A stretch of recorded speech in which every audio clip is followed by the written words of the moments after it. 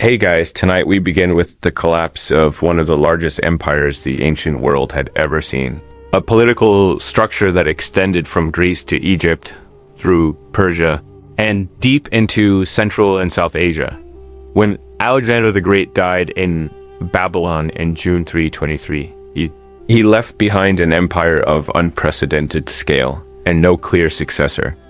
This absence of a designated heir immediately triggered uncertainty among his senior commanders and administrators. Historical sources agree on the core problem. The empire depended heavily on Alexander's personal authority. And without him, there was no institutional framework strong enough to maintain cohesion. The Macedonian army, the court, the satraps, and the generals all held different expectations regarding succession, leading to rapid political fragmentation. The circumstances of Alexander's final days remain partially unclear. Ancient authors offer competing accounts of his illness, final words, and intentions for the future.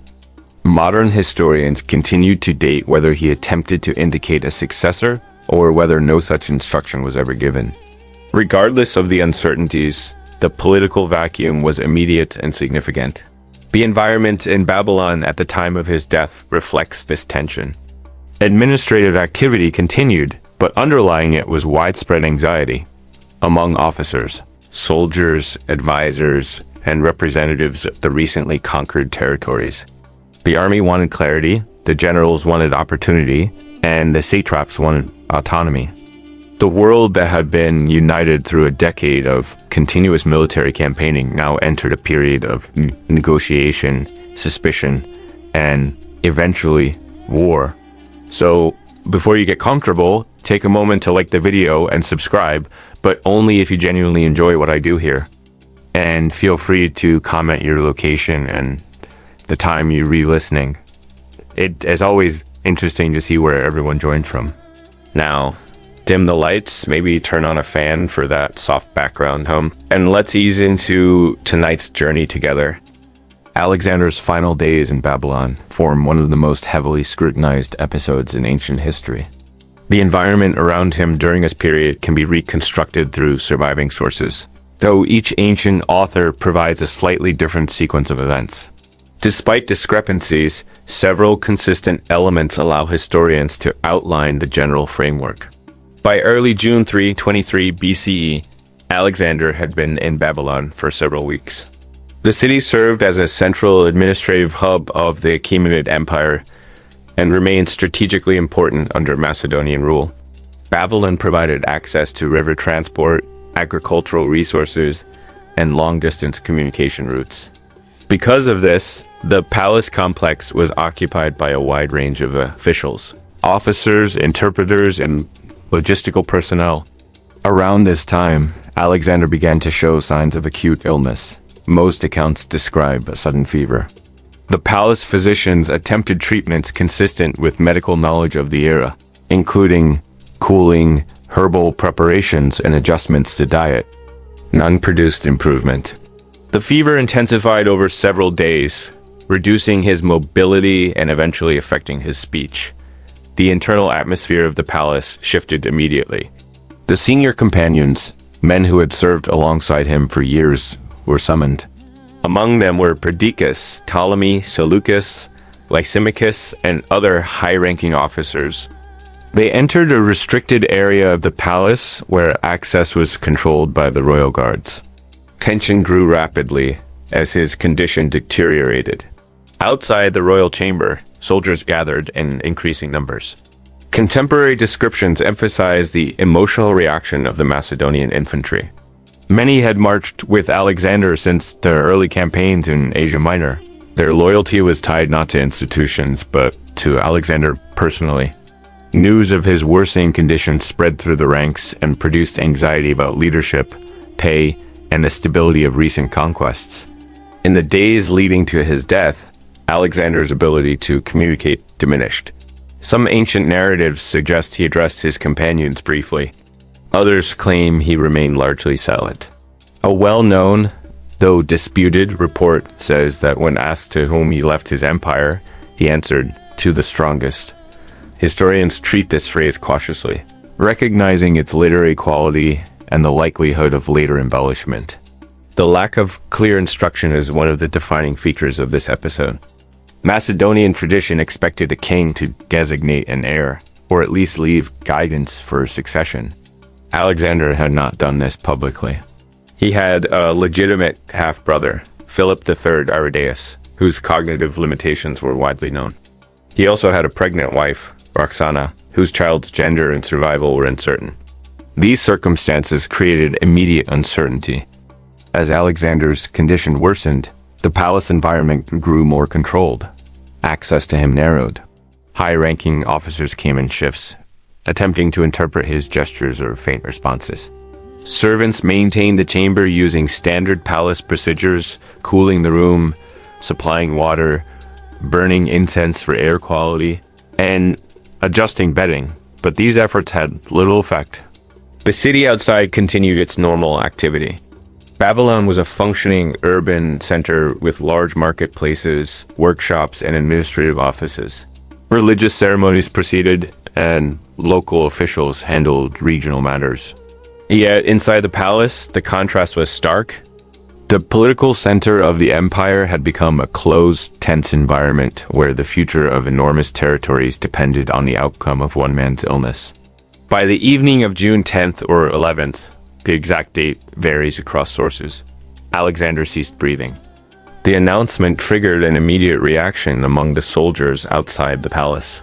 Some accounts describe them rushing toward the entrance, demanding to see him. This reaction was driven by a combination of loyalty, grief, and concern for the legitimacy of the succession. The generals met privately shortly after his death. Their priority was to determine how to maintain order until a formal assembly could decide the next steps. No single individual held unquestioned authority.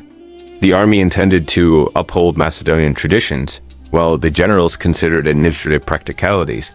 Babylon became a site of negotiation rather than clarity. The handling of Alexander's body also became an important matter. Macedonian royal custom required specific funerary rituals, but the vast distance from Macedonia and the political uncertainty complicated the process. The embalmers in Babylon began preservation procedures typical of high-status Near Eastern practices, treatments with aromatic substances, oils, and resins. Reports indicate the body remained surprisingly well preserved, which later contributed to its symbolic importance. The immediate aftermath of Alexander's death highlights the fragility of the empire. Its cohesion relied not on institutional structures or legal frameworks, but on personal authority. Without Alexander's presence, the senior officers faced an empire too large to govern collectively and too interconnected to divide without conflict. Within hours, the Macedonian army, the Persian administrators, and the Greek officers found themselves in a state of political suspension, awaiting decisions that would determine whether the empire would remain unified or begin to fragment. Outside the palace walls, Babylon continued its evening routines, the sound of water being lifted from canals, the movement of traders closing their stalls, and the smell of cooking fires drifting through narrow streets. But inside the administrative center of the empire, a power vacuum had formed, and every individual present understood its implications. The death of Alexander did not simply end a reign. It initiated a process of negotiation and conflict that would define the next half-century of Eastern Mediterranean and Near Eastern history. The hours following Alexander's death reveal a political structure completely unprepared for succession. Unlike earlier Macedonian kings, who typically designated an heir or at least clarified intentions, Alexander left no public statement regarding who should rule after him. The absence of such a directive immediately created uncertainty, especially because several potential claimants existed, none of whom offered a complete solution. The first immediate issue involved Philip III Aridaeus, Alexander's half-brother. As the son of Philip II, Aridaeus possessed legitimate Argead lineage, but historical sources consistently describe him as having significant cognitive impairments. These impairments may have resulted from illness, neurological conditions, or political manipulation during his youth. Regardless of origin, The consensus among Macedonian officers was that he lacked the ability to rule independently. The second issue concerned Roxana, Alexander's Bactrian wife, who was several months pregnant at the time of his death. Her child, if male, could be a legitimate heir. However, the uncertainty of the pregnancy, combined with the logistical challenges of ruling on behalf of an infant, posed significant practical problems. The Macedonian army traditionally favored adult male kings capable of commanding troops directly. An unborn child did not meet this criterion. These two facts, an incapacitated adult and an unborn potential heir, shaped the political debate that unfolded in Babylon. The generals and senior officers gathered in a large hall of the palace to address the succession crisis. The Macedonian infantry expected to participate in the decision, following long-standing military tradition. The army assembly had historically confirmed or rejected rulers, and many infantrymen believed they were the rightful arbiters of succession. However, the most powerful commanders, Perdiccas, Ptolemy, Lysimachus, and others, preferred a solution that preserved their influence. They met separately, often behind closed doors, to coordinate positions before presenting them to the wider army. The discussions quickly revealed deep divisions. A significant segment of the infantry supported the immediate proclamation of Aridaeus as king. Their argument rested on continuity of the Argead dynasty and Macedonian custom. They viewed hesitation as disrespectful to royal bloodline and feared political fragmentation if no king was appointed. The commanders, however, were reluctant to endorse Aridaeus without restrictions. They recognized that placing him on the throne would effectively transfer actual power to whoever controlled his person. This scenario threatened to create dominance by one general, something the others could not accept. On the opposite side, Roxana's unborn child represented symbolic legitimacy and the possibility of a future king raised under the guidance of the Macedonian elite. Yet this option required years of regency, during which real authority would fall to one or several generals.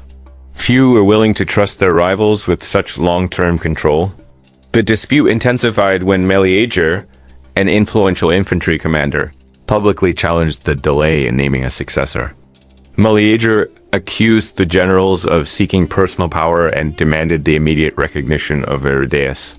His intervention reflected broader anxieties among ordinary soldiers, who feared administrative instability, threatened pay, and potential loss of privileges during political uncertainty.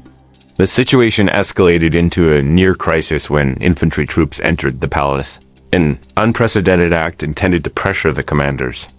The soldiers demanded participation in the decision and voiced support for Aridaeus. The atmosphere in Babylon became tense. Armed men occupied spaces normally reserved for administrators and diplomats. Perdiccas responded cautiously. Rather than confronting the soldiers directly, he sought negotiation. He proposed a compromise, recognizing Aridaeus as king while awaiting the birth of Roxana's child. If the child were male, he would become co-king. The generals would govern collectively until the child reached adulthood. This solution temporarily satisfied all parties. The infantry gained recognition of Aridaeus. The commanders avoided placing full power in the hands of one rival. Roxana secured the possibility of her son inheriting the throne, and Perdiccas positioned himself as the likely regent. Despite its practicality, the agreement exposed deeper structural weaknesses. Dual kingship was rare in Macedonian tradition, and the arrangement lacked clear legal precedent. Furthermore, the generals never fully trusted one another. Their cooperation depended not on loyalty, but on temporary alignment. The immediate aftermath reflected these tensions. Perdiccas, as regent, assumed control of the royal household, treasury, and administrative apparatus. He began issuing orders and preparing plans for stabilizing the empire. His authority, however, rested more on circumstance than consensus. Meanwhile, Roxana acted decisively to secure her position. Historical accounts indicate she eliminated her rival, Statira, also known as Barsine, another of Alexander's wives. This action removed a potential claimant and highlighted the precarious nature of dynastic politics at the time. Aridaeus, proclaimed Philip III, became king in name but not in practice. His presence satisfied traditionalists but influenced little political decision-making. He was closely monitored by Perdiccas, who controlled his movements and interactions. The Macedonian soldiers gradually returned to standard duties, though underlying concerns remained. Many wondered whether the generals would honor the compromise or whether internal conflict was inevitable. The empire was immense, distant satrapies required supervision, and local elites across the Near East watched developments in Babylon with interest, aware that shifts in Macedonian leadership could open opportunities for autonomy. Outside the palace, Babylon continued to function as a major urban center. Trade persisted along the Euphrates. Workshops produced textiles, pottery, and metal goods, and local temples performed routine rituals. The contrast between the city's normal activity and the political tension inside the palace underscored the fragile nature of the empire's administrative foundations. As days passed, it became clear that the compromise, while functional in the short term, lacked long-term viability. The generals interpreted the arrangement differently. Some viewed it as a temporary measure. Others considered it binding. Communication with distant satrapies introduced further complications, as reports of Alexander's death triggered uncertainty in regions thousands of kilometers from Babylon. The Macedonian army awaited direction. The governors awaited instruction. Local populations awaited signs of stability. And within the palace, a collection of ambitious commanders began to calculate how much influence could be gained or lost, depending on how strictly the compromise was enforced. The absence of a single universally accepted heir created a situation in which power, rather than legitimacy, became the decisive factor. The compromise resolved the crisis of the moment, but left unresolved the broader question: could an empire built through personal leadership survive its leader? The answer would unfold gradually over the next months and years, beginning with the first major fracture in the arrangement, a conflict that would place Perdiccas at the center of empire-wide disputes. The argument in the royal tent, the meetings that took place in the royal tent following the Babylon settlement, exposed how fragile the agreement truly was. Although the dual kingship and the appointment of Perdiccas as regent had prevented an immediate collapse, the underlying disagreements between the senior commanders emerged almost at once. The royal tent set up within the palace complex became the central site where these tensions unfolded. Traditionally, this structure had served as Alexander's mobile headquarters during campaigns. Now it functioned as a temporary political chamber where the generals, infantry representatives, scribes, and administrators attempted to determine how the empire would operate without Alexander. The primary issue in these discussions concerned the nature of authority.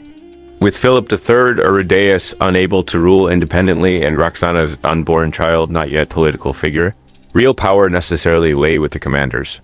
The question was how this power should be organized. Perdiccas argued for a unified system in which the empire remained intact and decisions were issued in the names of the two kings.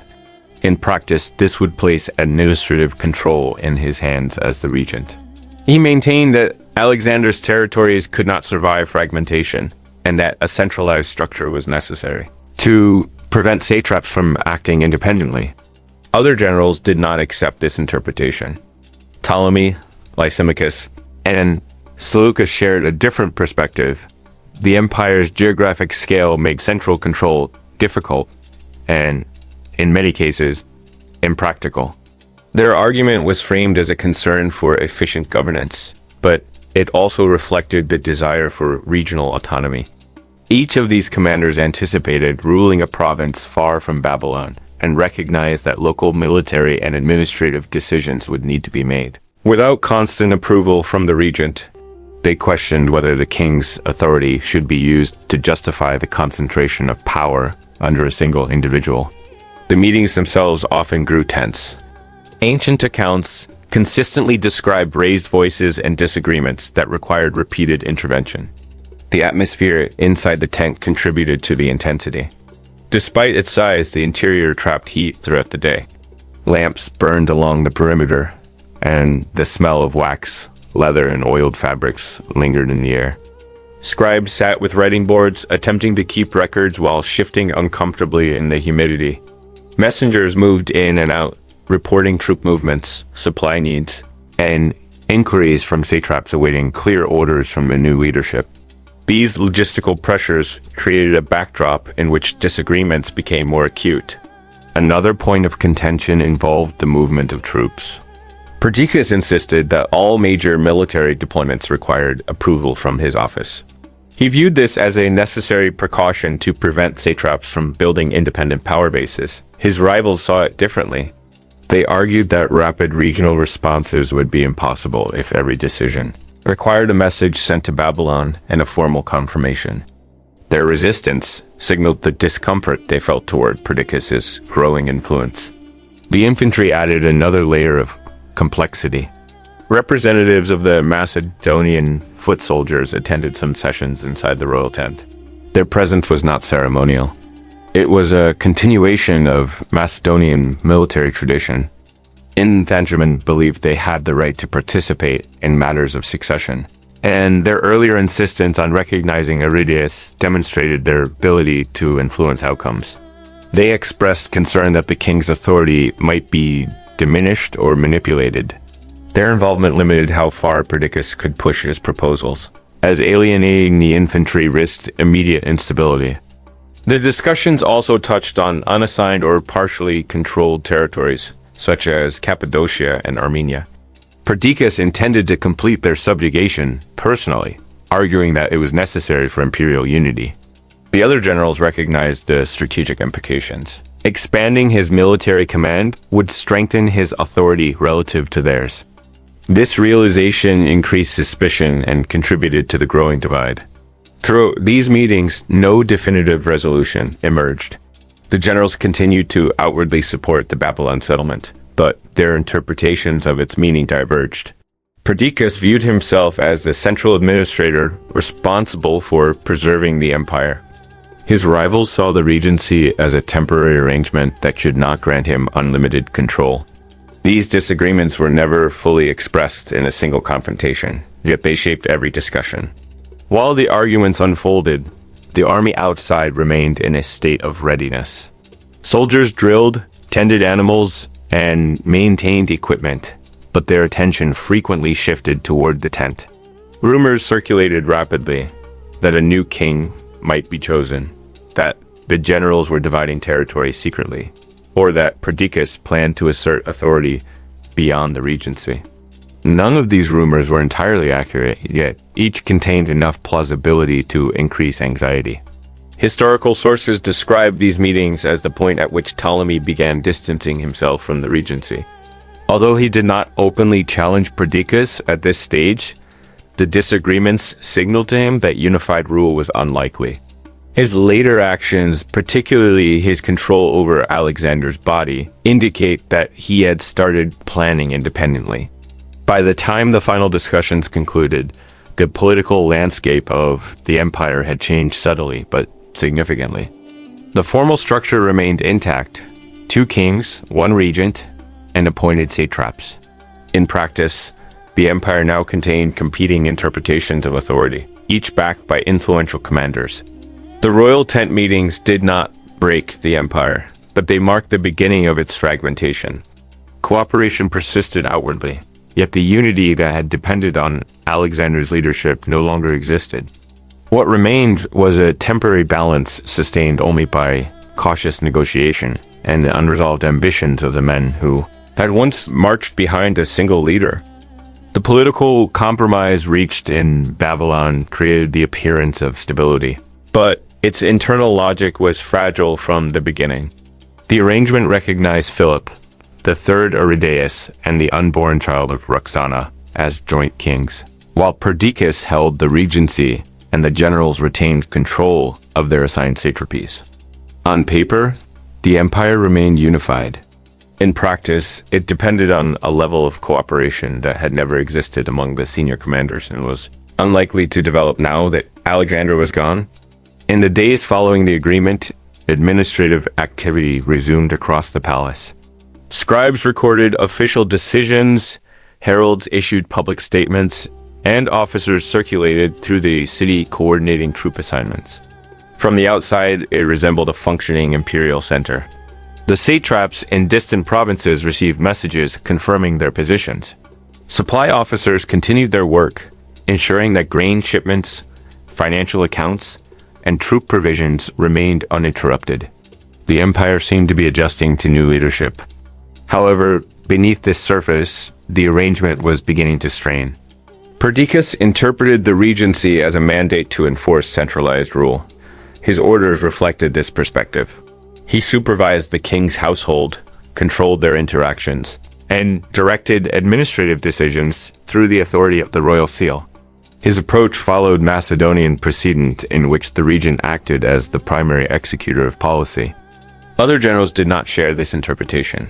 Ptolemy, Lysimachus, and several others believed the compromise allowed for significant regional autonomy.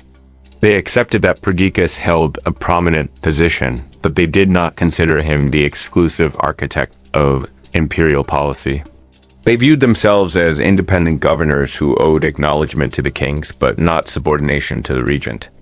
These different expectations produced quiet friction long before open conflict appeared.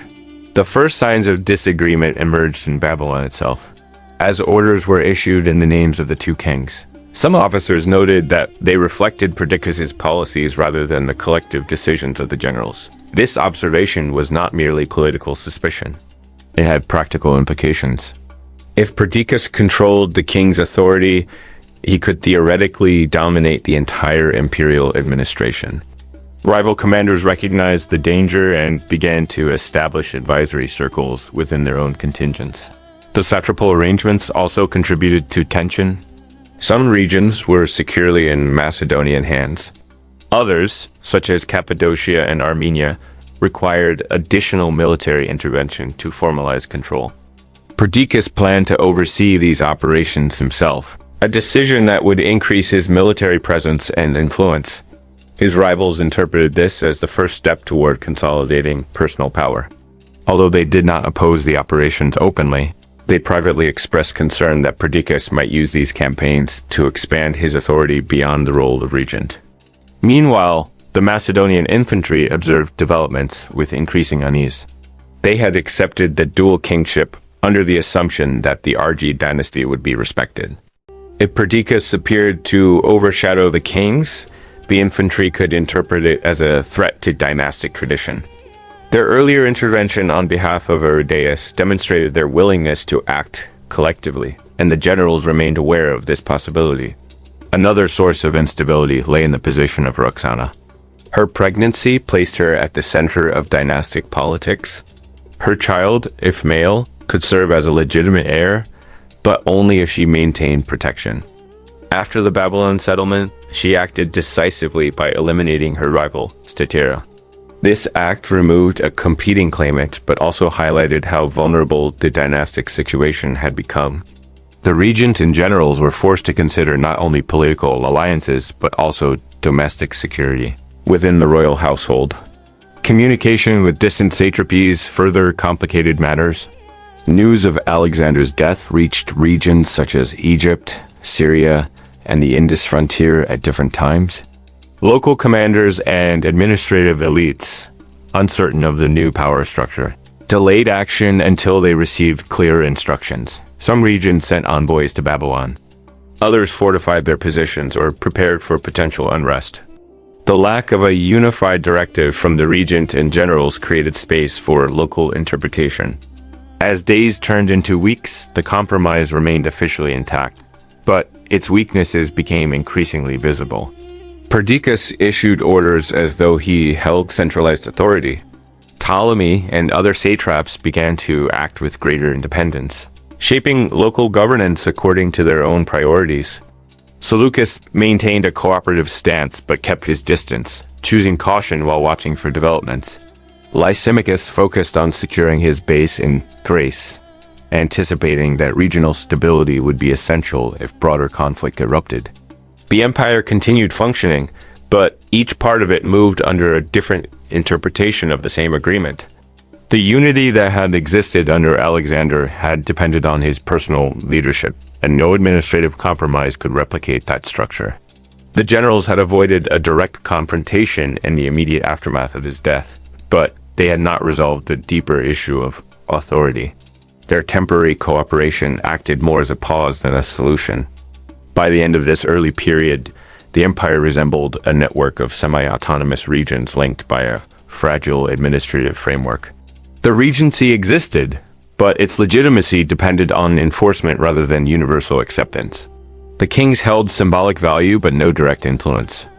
The generals controlled armies, provinces, and resources, each calculating how to secure their positions in a political environment that was becoming more uncertain by the day.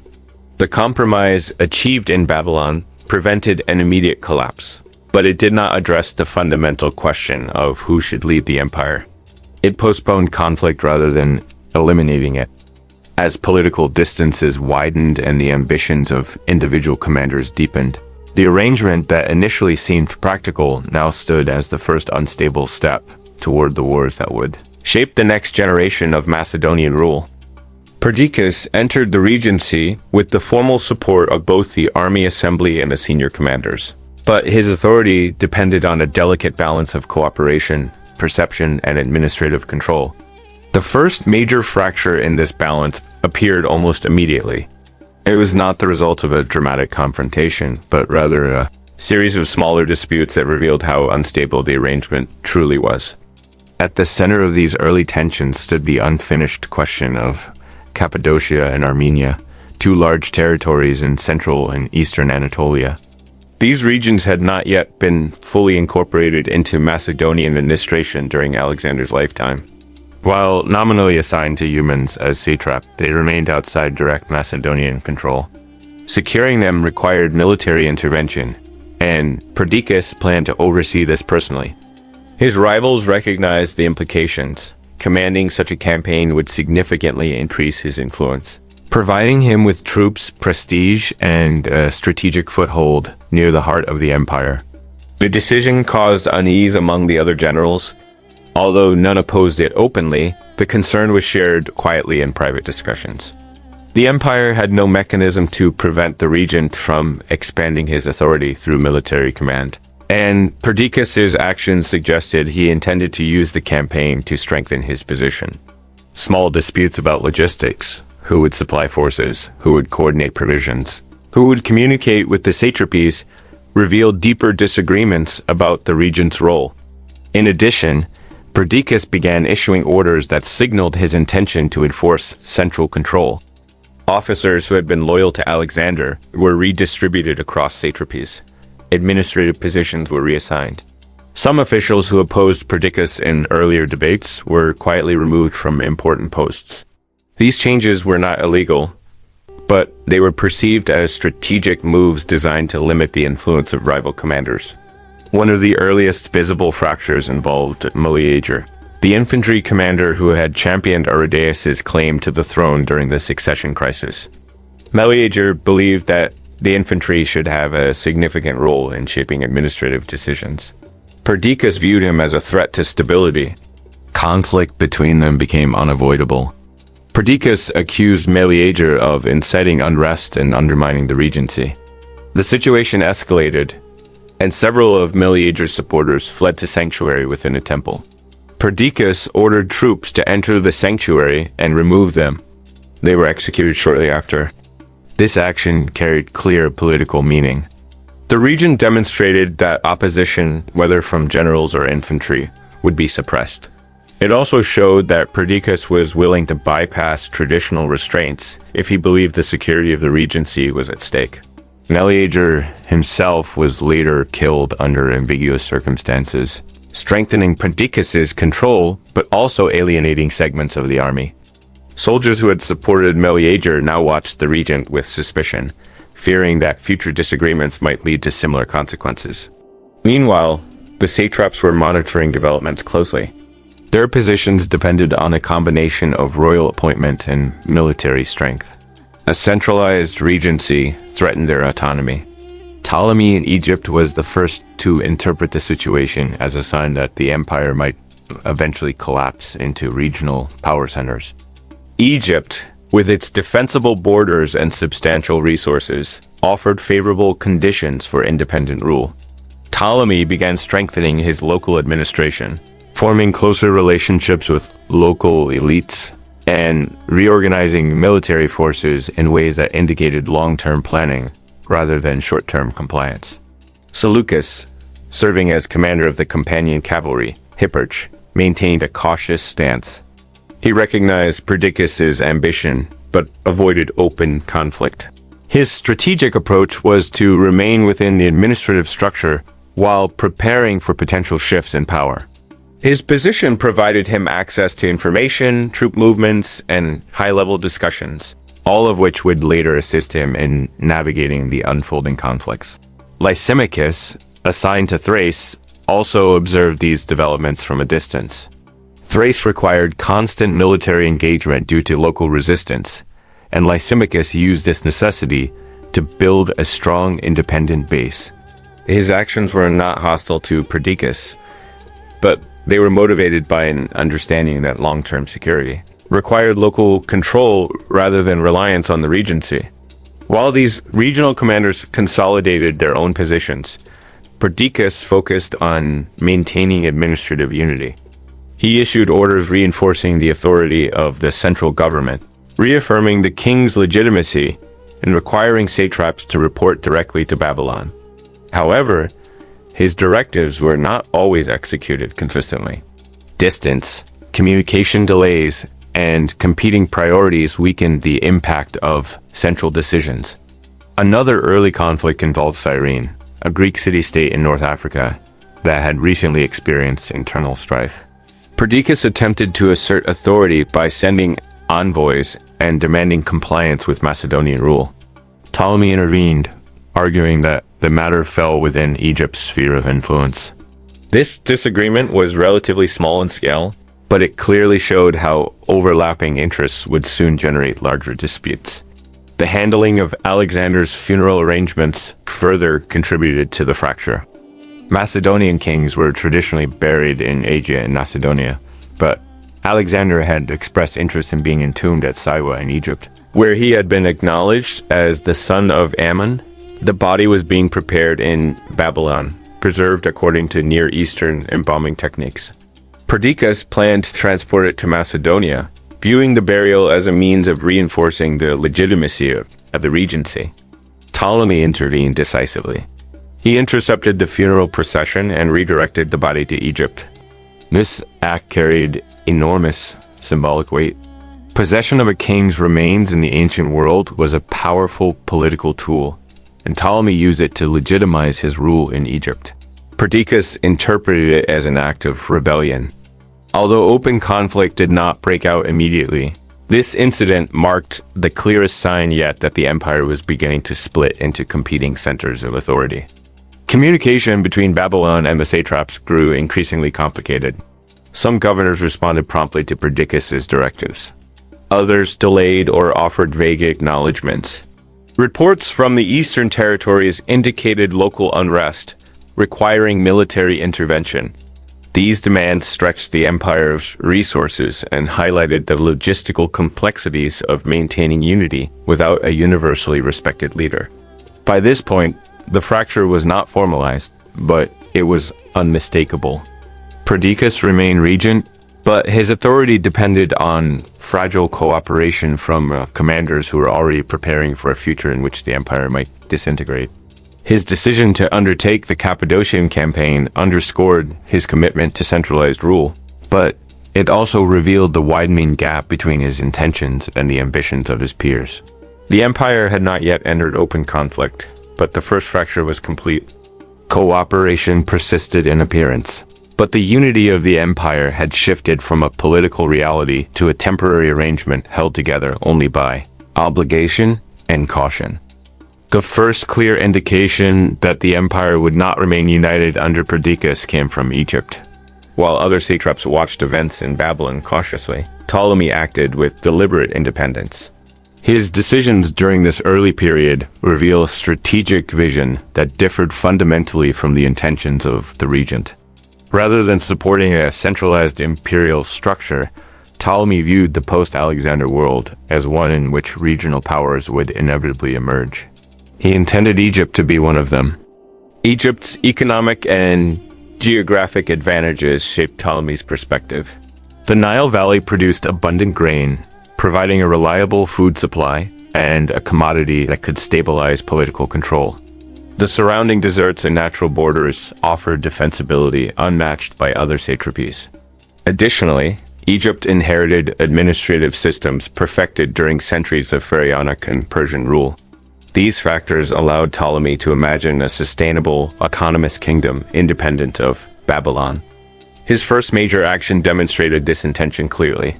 The body of Alexander the Great, after being embalmed in Babylon, was placed in a magnificent funerary carriage intended for transport to Macedonia. The procession represented more than ceremonial duty. It symbolized control over the legacy of the dead king. In Macedonian tradition, the burial of a ruler carried enormous political significance. Whoever guided the funeral asserted a degree of authority over the succession. Perdiccas ordered the body to be sent to Macedon, expecting the burial to reinforce his regency. Ptolemy intercepted the procession in Syria and diverted the body to Egypt. Ancient sources disagree about the precise location. Some mention Memphis, others Alexandria, but they agree on the political implications. By bringing Alexander's remains to Egypt, Ptolemy transformed the satrapy into a dynastic center. His act was deliberate, public, and designed to legitimize his authority. This event marked a turning point. Perdiccas viewed the seizure of the body as an open challenge. It demonstrated that Ptolemy did not consider himself subordinate to the regent. The incident reached Babylon quickly and intensified tensions among the commanders. Those who already doubted centralized rule saw Ptolemy's action as evidence that alternative political arrangements were possible. Those who supported Perdiccas interpreted it as defiance that could not be ignored. While the funeral dispute unfolded, Ptolemy strengthened Egypt's internal structure. He reorganized military forces, placing loyal officers in key positions. He cultivated relationships with Egyptian priestly elites, who possessed significant influence among the local population. He also restored some traditional religious practices, presenting himself as a ruler who respected Egyptian customs. These actions were not symbolic gestures. They formed the foundation of a long-term strategy to secure internal stability. At the same time, Ptolemy's administrative actions suggested that he anticipated eventual conflict with Perdiccas. He fortified strategic locations, expanded his defensive capabilities, and prepared Egypt for potential isolation. Supplies were increased, arsenals were organized, and garrisons were strengthened. These preparations indicated that he did not expect cooperation with the regency to continue indefinitely. Perdiccas, informed of these developments, attempted to reassert control. He sent messages demanding that Ptolemy comply with central directives, return the body, and maintain loyalty to the kings. Ptolemy responded politely, but refused to reverse his decisions. The correspondence between Babylon and Egypt grew increasingly formal, reflecting the widening political distance. Perdiccas framed his commands as essential for imperial unity. Ptolemy framed his actions as consistent with the stability of the region. During this time, Perdiccas also faced administrative challenges in other regions. Reports from the eastern satrapies indicated logistical difficulties and local unrest. The satrap of Media struggled to manage taxation and troop demands. The eastern frontier near the Indus required reinforcement. The region issued orders to address these problems, but the delays inherent in long-distance communication weakened the effectiveness of his responses. As Perdiccas directed resources toward the Cappadocian campaign and internal administrative issues, he could not immediately confront Ptolemy. His attention was divided across multiple fronts, and the empire's size prevented rapid intervention. This limitation allowed Ptolemy to consolidate Egypt further without immediate consequence. Other satraps observed the situation closely. Seleucus, serving as commander of the companion cavalry, recognized the implications of Ptolemy's independence but chose caution. His position in Babylon placed him near the regency, where he could monitor developments without openly choosing a side. He maintained communication with other commanders, gathering information without committing to decisive action. Lysimachus in Thrace continued to secure his own region, which required constant military presence due to local resistance. The challenges of governing Thrace prevented him from interfering in the Babylon-Egypt dispute, but he understood that the conflict set a precedent. If Ptolemy could act independently, other satraps might pursue similar paths. The only satrap to openly challenge Ptolemy in this early period was Cleomenes, a financial administrator in Egypt appointed by Alexander. Cleomenes attempted to resist Ptolemy's authority, but Ptolemy removed him and absorbed his responsibilities. This further clarified that Ptolemy intended to eliminate internal rivals and govern Egypt without interference. The seizure of Alexander's remains sparked significant discussion among soldiers and administrators across the empire. Macedonian troops, especially those stationed far from Babylon, reacted strongly to the news. Some viewed the diversion of the body as an insult to Macedonian tradition. Others admired Ptolemy's assertiveness. The divided response reflected the broader fragmentation within the empire. In Babylon, Perdiccas' authority began to decline in perception, even if it remained intact administratively. His inability to compel Ptolemy to return the body demonstrated the limits of his power. His political rivals noted this carefully. The infantry, already uneasy after Meleager's death, interpreted the incident as a sign that the regency lacked complete control. Satraps saw an opportunity to strengthen their own positions. Nevertheless, Perdiccas attempted to restore unity. He focused on completing the Cappadocian operation, believing that military success would reinforce his authority. He also issued new directives to the satraps, emphasizing the importance of coordinated administration. But the political landscape had shifted. Cooperation was now conditional rather than assumed. His position depended on securing loyalty through action rather than through the authority of the kings. As weeks passed, Ptolemy's influence expanded beyond Egypt. His control over Alexander's body gave him symbolic significance within the wider Greek world. He began to present himself not simply as a satrap, but as the guardian of Alexander's legacy. This strategy resonated with Greek communities, particularly those in the Aegean, where symbolic gestures carried political weight. The first fracture in the empire thus became irreversible. What began as a disagreement over funeral arrangements evolved into a broader demonstration that the regency could not enforce centralized authority. Ptolemy's actions set a precedent. Satraps could act independently if they possessed the resources, geographic advantages, and political support to sustain their positions. This early fracture did not yet produce open war, but it created conditions that made conflict inevitable. Perdiccas, aware of the growing threat, began preparing for a military campaign against Egypt. His decision would shape the next phase of the empire's fragmentation and initiate the first of the wars of the successors. The political tensions that had been building since the Babylon settlement finally transformed into open conflict when Perdiccas decided to take direct military action against Ptolemy. By this point, it had become clear that diplomatic correspondence and administrative directives were insufficient to restore unity. The region interpreted Ptolemy's independent actions, particularly the diversion of Alexander's body, as a direct challenge to the authority of the central government.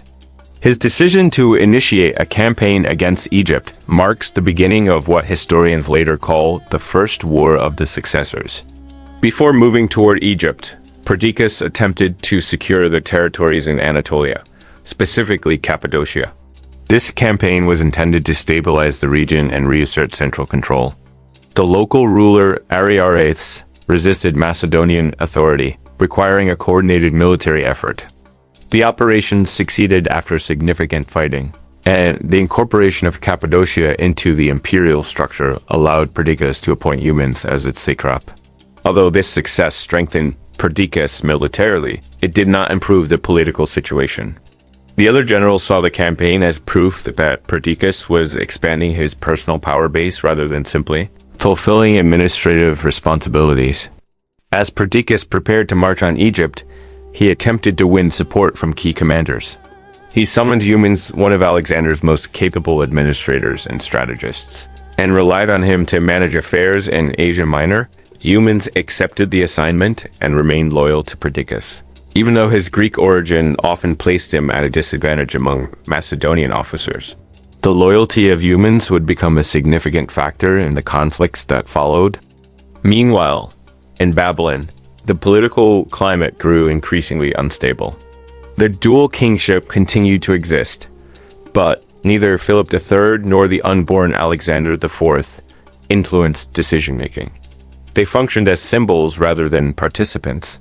The infantry's earlier involvement in succession discussions had weakened their position, and Perdiccas took steps to ensure they would not interfere again. Some officers feared the regent was beginning to treat the army not as a partner in governance, but as a force that needed to be controlled. Tension between Perdiccas and Seleucus also began to increase. Seleucus, as commander of the companion cavalry, held considerable influence in Babylon. While he did not openly oppose the regent, he watched developments carefully. Several sources indicate that Seleucus had reservations about the Egyptian campaign, questioning its strategic necessity. He believed the empire faced more pressing administrative challenges in the east. His cautious stance placed him in a neutral position, one that would shift dramatically in the months ahead. Perdiccas also encountered resistance in Macedonia. Antipater, serving as regent in Europe, and Craterus, one of Alexander's most respected generals, shared concerns about Perdiccas' intentions.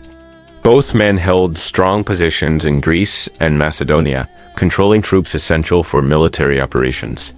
Their correspondence with Perdiccas grew strained, and they gradually aligned themselves with Ptolemy. Their alliance with Egypt created a coalition strong enough to challenge the regent's authority. As Perdiccas moved south, he encountered logistical difficulties that reflected the challenges of managing an empire of this scale. Supplies had to be transported across long distances. Communication with Babylon and the eastern satrapies slowed. The Euphrates crossing required engineering efforts that diverted manpower from the planned advance. These delays strengthened Ptolemy's position, giving him time to prepare Egypt's defenses. Ptolemy's strategy focused on avoiding direct confrontation until the moment was advantageous. He fortified strategic points along the Nile and positioned his forces to defend key approaches. He also maintained diplomatic contact with Antipater and Craterus, ensuring coordinated resistance if Perdiccas expanded the conflict beyond Egypt. As Perdiccas' army advanced, several satraps along the route declared their loyalty to the regent, but their support was cautious. They recognized that the outcome of the Egyptian campaign would determine the future structure of the empire. Few were willing to commit fully to Perdiccas until they were certain he could succeed. This atmosphere of conditional loyalty reflected the broader instability of the imperial system. The march into Egypt demonstrated both Perdiccas' determination and the challenges he faced. Crossing the Nile Delta required navigating marshes, strong currents, and shifting terrain. Egyptian forces, well acquainted with the landscape, used these conditions to their advantage. Several attempts by Perdiccas' troops to cross the river failed. Losses increased due to drowning, disease, and heat. Ancient sources describe strong resistance from Ptolemy's forces, though the terrain itself posed the greatest obstacle. The failed river crossings dealt a significant blow to Perdiccas' reputation. The Macedonian army, accustomed to success under Alexander, reacted strongly to the losses. Officers whispered that Perdiccas lacked the tactical skill necessary to lead such a campaign. Morale declined. Even those who had supported the regency began to question whether Perdiccas could achieve victory. At this point, internal dissent became critical. Seleucus, who had accompanied the regent, joined a group of officers who concluded that Perdiccas' leadership threatened the stability of the army and the empire. They believed the campaign had no clear strategic justification, and that continuing it would lead to further losses. During the final stages of the failed crossing, these officers acted. Perdiccas was assassinated inside his tent by his own commanders. His death ended the first phase of the struggle and immediately reshaped the political landscape. The regency collapsed. Leadership of the army passed temporarily to Ptolemy's allies, who halted the campaign and negotiated with Ptolemy. The Egyptian satrap emerged from the conflict with increased prestige, having successfully resisted the central authority. In the aftermath, new arrangements were needed to fill the power vacuum left by Perdiccas. The commanders agreed to maintain the dual kingship, but appointed new guardians for the monarchs. Antipater was chosen as the new regent, shifting the political center of the empire from Babylon to Macedonia. This decision reflected the army's desire for stability and the influence of the European commanders, who now held the strongest position. The First War of the Successors demonstrated that the empire could not be governed through centralized authority alone. Ptolemy's independence, Antipater's rise, and Perdiccas' failure all pointed toward a future in which regional powers would dominate. The events in Egypt did not yet divide the empire into separate kingdoms, but they made such a division increasingly likely. With the regency overturned and new alliances forming, the empire entered a new phase of conflict. The next disputes would not center on the legitimacy of the kings, but on the territorial ambitions of the generals themselves. The death of Perdiccas shifted the balance of power sharply toward the European branch of Alexander's. The army chose Antipater as the new regent, transferring political authority from Babylon to Macedonia. This decision effectively ended the attempt to govern the empire from its eastern administrative centers.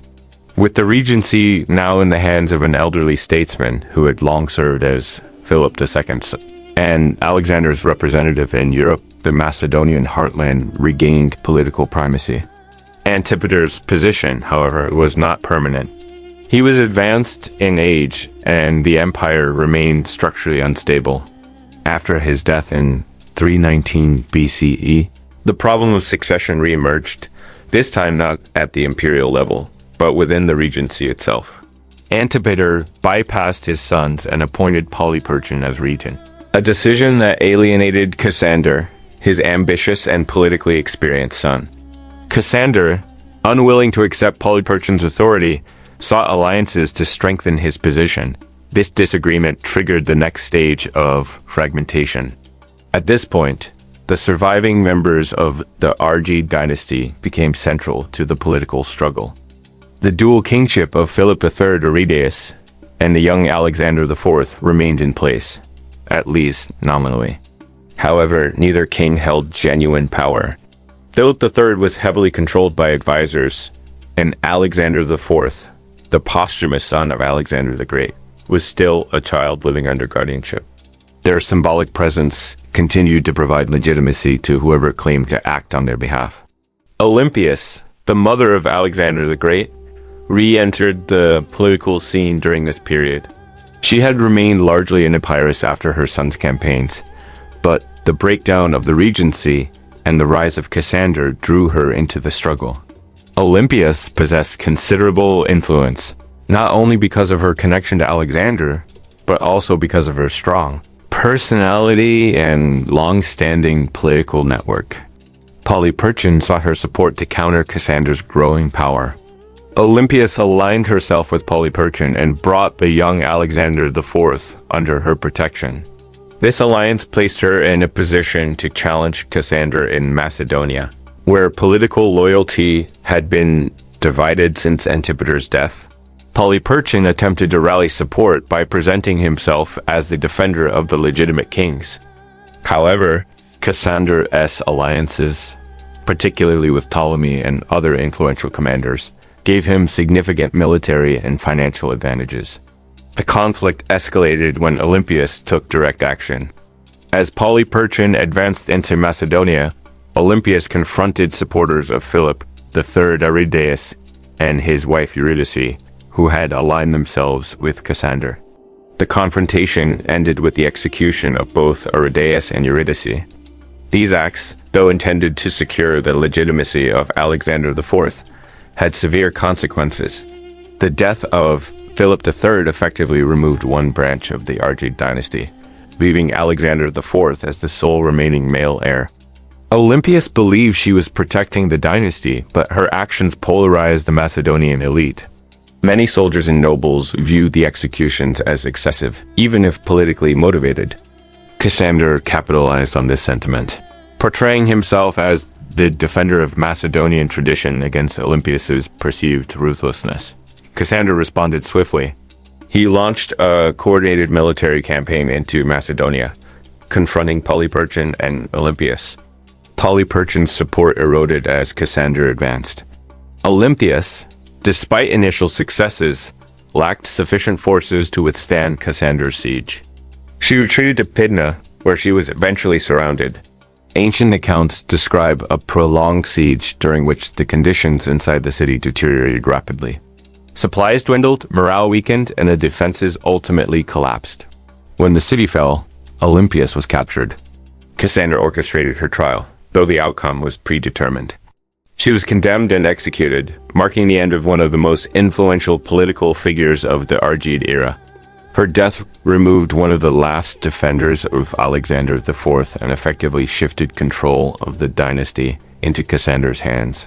With Olympias gone, Cassander consolidated his rule in Macedonia.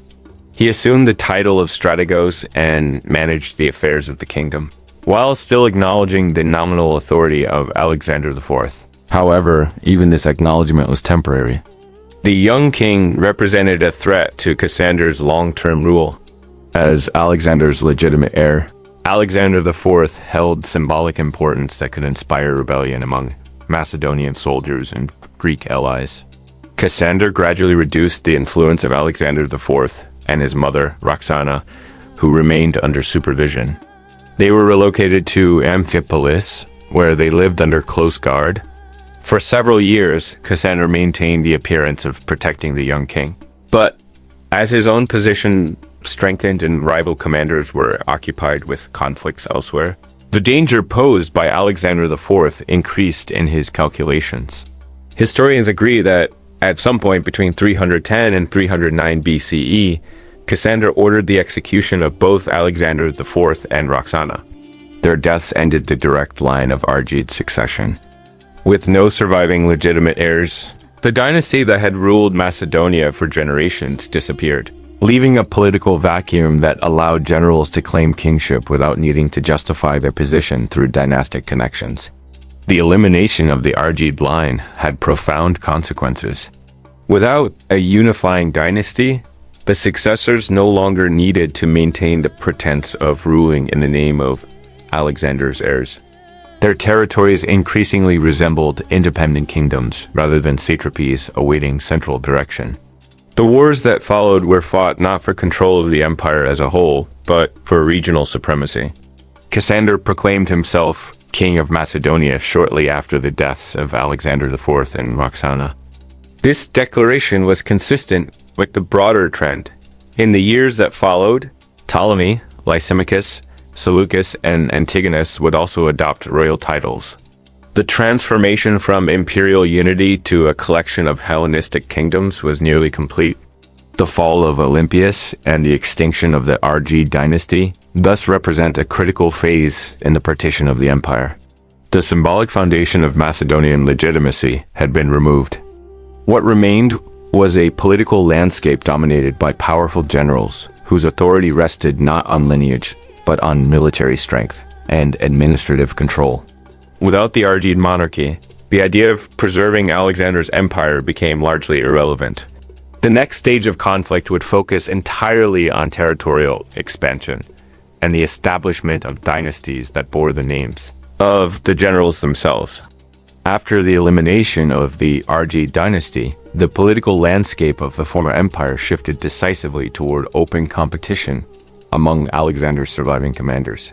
Without a legitimate royal house to serve as a unifying symbol, the successors were free to pursue their own ambitions without the need to justify their actions in the name of a king. Among these figures, Antigonus Monophthalmus, known as the One-Eyed, emerged as one of the most powerful and assertive. Antigonus had already established a significant presence in Asia Minor during the early years following Alexander's death. Initially appointed satrap of Phrygia, he expanded his control through a combination of military success and administrative consolidation. Unlike some of the other successors who focused on securing regional autonomy, Antigonus envisioned a broader objective. He sought to reassemble the empire under his own leadership. His position, resources, and alliances gave him the capability to attempt such a project. Following the death of Antipater and the subsequent conflicts in Macedonia, Antigonus expanded his influence into Syria, Cilicia, and much of Anatolia. His military campaigns strengthened his position, giving him access to large armies, significant revenues, and strategic territory. His administrative reforms centralized authority, allowing him to coordinate military and economic resources more efficiently than many of his rivals. By the late 310s BCE, Antigonus controlled more territory than any other successor. His growing power alarmed the other commanders. Ptolemy, Cassander, Lysimachus, and Seleucus viewed Antigonus's expansion as a direct threat to their positions. They recognized that if he succeeded in dominating the eastern Mediterranean, he could eventually challenge their territories as well. The broad coalition that had earlier formed in opposition to Perdiccas now re-emerged, this time directed against Antigonus. Antigonus's ambitions became even clearer when he attempted to extend his influence into the Aegean and the Greek mainland. He offered support to various Greek cities, promising autonomy in exchange for alliance. This strategy appealed to anti-Macedonian factions within Greece, who sought relief from the dominance of Cassander. Antigonus's support helped destabilize Cassander's position and increase tensions between the successors. Cassander responded by strengthening his own alliances. He coordinated with Ptolemy and Lysimachus, emphasizing the need to contain Antigonus's expansion. Seleucus, who had regained control of Babylon after earlier conflicts, joined the coalition. Together, the four commanders represented a significant counterbalance to Antigonus's power. Their alliance marked a new phase in the wars of the successors, one defined not by dynastic justification, but by open competition among regional powers. Antigonus attempted to consolidate his gains by reorganizing his territories and preparing for large-scale conflict. He maintained a large, well-funded army and established naval forces capable of challenging Ptolemy's control of the eastern Mediterranean. His resources allowed him to equip troops, defend his territories, and conduct coordinated operations across multiple fronts. One of his most significant decisions during this period involved the appointment of his son, Demetrius Poliorcetes, as a major military commander. Demetrius, though young, quickly demonstrated tactical skill. His campaigns in Greece and the eastern Aegean strengthened their position and challenged Cassander's control. The father and son partnership created a dynamic military leadership capable of acting quickly and decisively. The coalition of successors reacted by coordinating their military responses. Lysimachus advanced into western Anatolia, threatening Antigonus's territories. Ptolemy conducted naval operations along the Levanten coast. Cassander worked to stabilize Greece and counter Antigonus's influence there. Seleucus prepared to defend Babylon and the eastern satrapies from potential invasion. The conflict intensified in 315 BCE when Antigonus issued a formal decree accusing his rivals of undermining peace and threatening the unity of the empire. At the same time, he attempted to legitimize his position by presenting himself as a defender of Greek freedom. His policies aimed to win popular support in regions where dissatisfaction with Macedonian control remained strong. The coalition responded with their own declarations, accusing Antigonus of attempting to establish a monarchy over the entire empire. They emphasized the need to coordinate their efforts to prevent him from gaining further territory. Diplomatic messages circulated between the courts of the successors, reinforcing their alliance and preparing for expanded military operations. Antigonus's most ambitious move came when he attempted to assert control over Babylon, the symbolic center of the empire. Seleucus, who had regained the city after earlier conflicts, faced a determined campaign by Antigonus to dislodge him. The struggle for Babylon became one of the central events of this phase of the wars. Seleucus employed defensive strategies, avoiding direct confrontation while protecting supply lines and using the vast distances of the eastern territories to his advantage. Despite repeated efforts, Antigonus failed to eliminate Seleucus's position. This stalemate revealed limitations in his strategy. Controlling the eastern territory required more than military force. It required administrative systems and stable support from local populations. Seleucus gradually built alliances with local elites and used his knowledge of the region to strengthen his authority. While Antigonus struggled in the east, Demetrius achieved notable victories in Greece. He defeated Ptolemaic and Cassandrian forces and restored democratic governments in several cities. These successes increased the prestige of Antigonus' house and suggested that the balance of power might shift in their favor. However, the coalition responded by intensifying their efforts. Lysimachus' forces advanced deeper into Anatolia, threatening Antigonus' core territories. The increasing scale of conflict set the stage for a decisive confrontation. All sides recognized that prolonged war would exhaust resources. The coalition sought a single battle that could neutralize Antigonus' power. Antigonus, confident in his army and the abilities of Demetrius, accepted the challenge. The conflict moved toward a climactic engagement that would determine the political future of the successor kingdoms. Antigonus prepared his forces, believing that a decisive victory could secure his supremacy and allow him to reconstruct the empire. His rivals, equally determined, coordinated their movements to confront him with overwhelming force.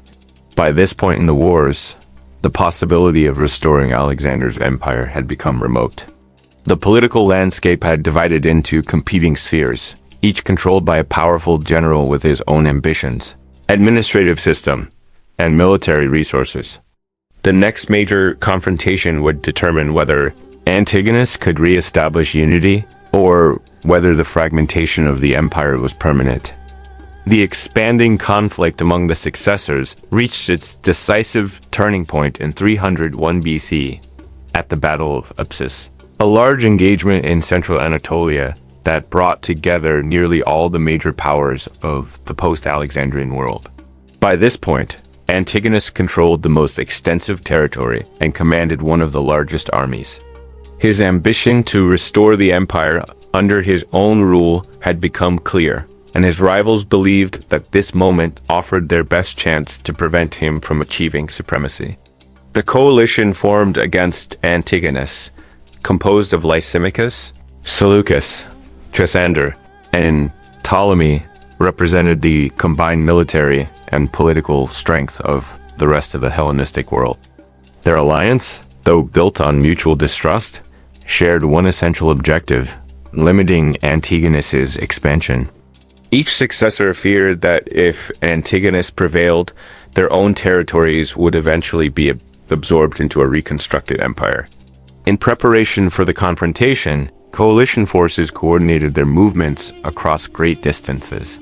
Lysimachus advanced from Thrace into western Anatolia, controlling the Hellespont and threatening Antigonus's western flank. Cassander provided support from Greece, although his direct involvement in the battle was limited. Seleucus, marching from the east, brought a powerful army that included a large contingent of Indian war elephants, acquired during earlier campaigns in the eastern satrapies. Ptolemy, operating in the Levant, initially moved north but later withdrew, perhaps calculating that the coalition was strong enough without his presence. Antigonus and his son Demetrius concentrated their forces in central Anatolia. Their army was formidable, consisting of heavily armed infantry, strong cavalry, and a capable command structure. Antigonus relied on his long experience and the cohesion of his troops, while Demetrius, respected for his tactical ability, assumed command of the cavalry. The combined strength of their forces made them confident that they could achieve victory even when outnumbered. As the armies assembled near Ipsus, the scale of the impending battle became apparent. Both sides recognized that the outcome would reshape the political map of the Hellenistic world. The terrain favored a large engagement, with broad plains suitable for maneuvering cavalry and deploying infantry formations. The presence of war elephants, particularly in Seleucus's army, added a significant tactical dimension, as their use could disrupt enemy cavalry and alter battlefield dynamics. The battle began with an aggressive cavalry charge led by Demetrius. His initial attack was successful, pushing back the cavalry on the coalition's flank. However, this success created an unexpected problem. Demetrius pursued the retreating forces too far from the main engagement. His absence left Antigonus's infantry without crucial cavalry support at a critical moment. This separation created an opening that the coalition commanders quickly exploited. Seleucus positioned his war elephants to block Demetrius's return. This maneuver effectively isolated the Antigonid cavalry from the main battle. Without the mobility and shock power that cavalry provided, Antigonus's phalanx faced increasing pressure from coalition forces, which included a significant number of troops drawn from across the eastern territories. The coalition infantry, supported by cavalry on the flanks, pressed forward. Antigonus attempted to rally his troops, demonstrating the leadership that had earned him loyalty throughout his long career. Ancient accounts state that he remained visible on the battlefield, encouraging his soldiers despite his advanced age. However, the tactical disadvantage was too severe to overcome. The absence of Demetrius's cavalry and the coordinated pressure from the coalition weakened the Antigonid lines. At the height of the battle, Antigonus was struck by projectiles, possibly javelins or arrows, and died on the field. His death had an immediate psychological effect. The army, having lost its central commander, began to collapse. Demetrius, blocked by elephants and unable to rejoin the main engagement, was forced to withdraw with the remaining cavalry. The collapse of Antigonus's force marked the end of the battle and the failure of the last major attempt to reunite the empire. In the aftermath, the coalition divided Antigonus's territories. Lysimachus took control of large parts of western and central Anatolia. Seleucus claimed Syria and expanded his influence across the eastern regions. Cassander maintained his authority in Macedonia and Greece. Ptolemy secured the southern territories of the Levant and continued to strengthen Egypt.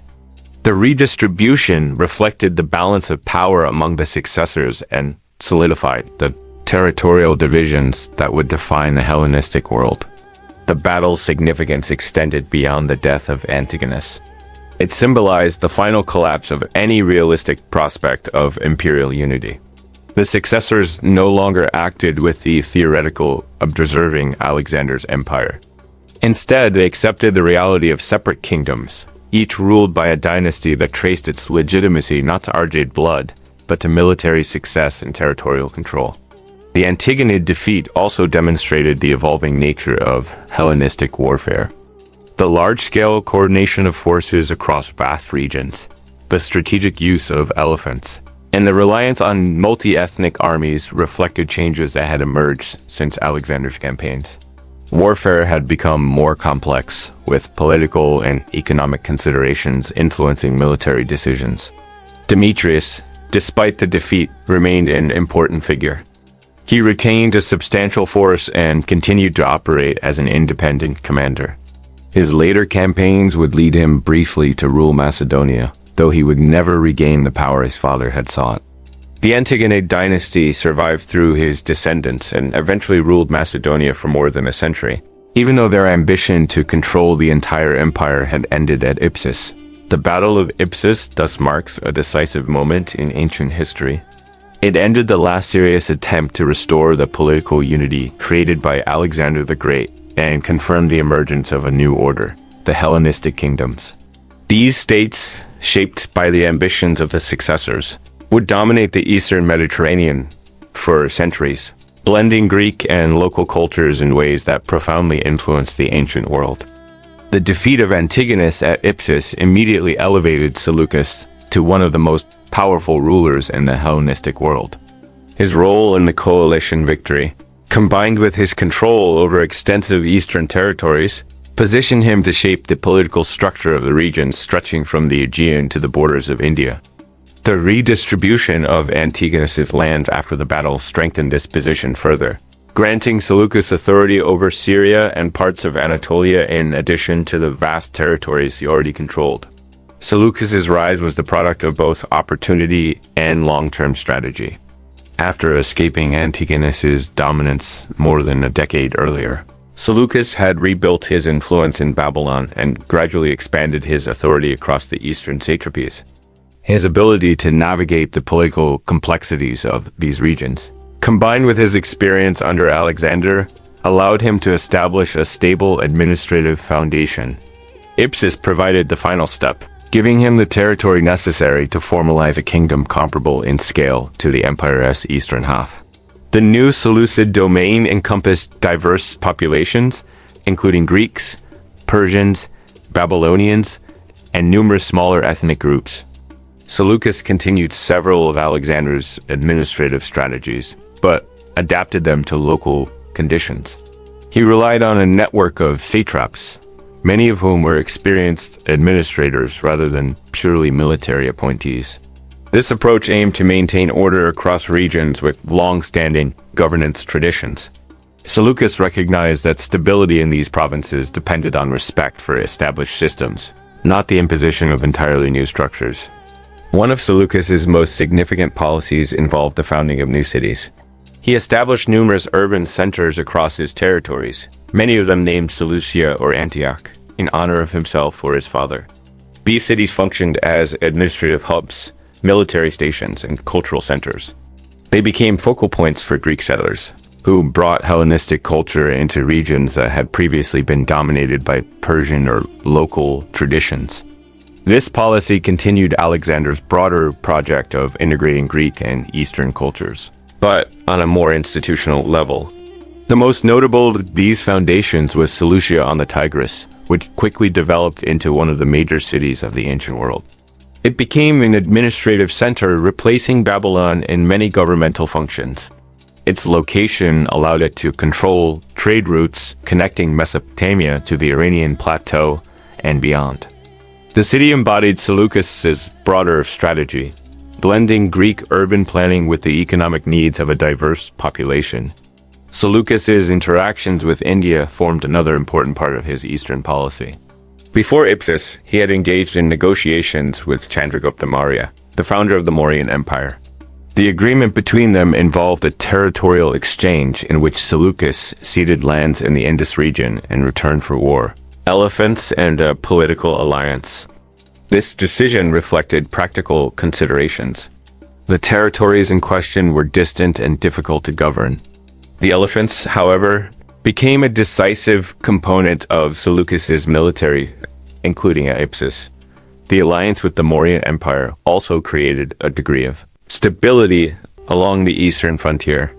After Ipsus, Seleucus turned his attention westward, where the division of Antigonus's territories required consolidation.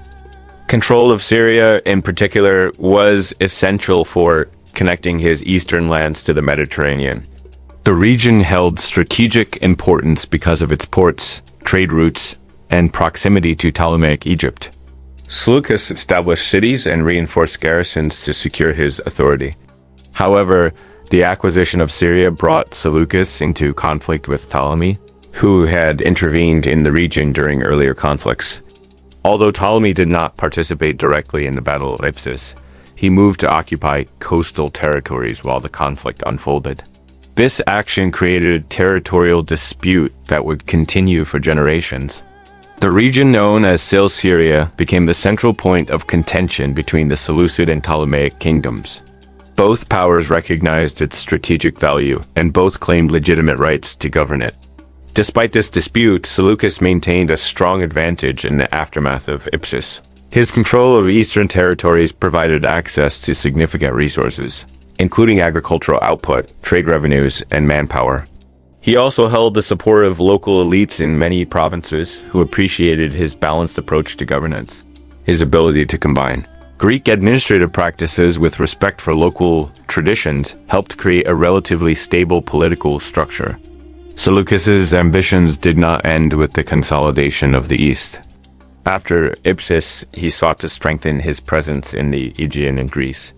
Although he did not intervene directly in Greek affairs as aggressively as Antigonus had, he understood that political influence in the region remained important for legitimacy among Greek states. His cooperation with Lysimachus and Cassander reflected a temporary alignment of interests rather than a long-term alliance. Each successor valued his independence, and Seleucus recognized that future conflict with these rivals was possible. In the years that followed, Seleucus worked to secure his western frontier, focusing on establishing cities, reinforcing garrisons, and maintaining diplomatic relations. He also prepared for the possibility of conflict with Lysimachus, who had emerged from Ipsus with control of western Anatolia and Thrace. Although the two men cooperated during the battle, their territorial interests now intersected. Lysimachus's control of western Anatolia limited Seleucus's access to the Aegean, and Seleucus's possession of central and eastern territories limited Lysimachus's ability to expand eastward. Seleucus's growing influence also raised questions about succession. His son Antiochus played an increasingly prominent role in administration, managing parts of the eastern territories and acting as a trusted representative. The father-son partnership developed in a manner similar to the leadership structure once formed by Antigonus and Demetrius, though without the same level of direct military engagement. Antiochus' experience in the east prepared him to inherit a kingdom that required both administrative skill and military readiness. Seleucus's political vision, shaped by decades of military experience, emphasized stability and continuity. He sought to create a dynasty capable of governing diverse regions over long periods. His administrative strategies, city foundations, and diplomatic relationships reflected this goal.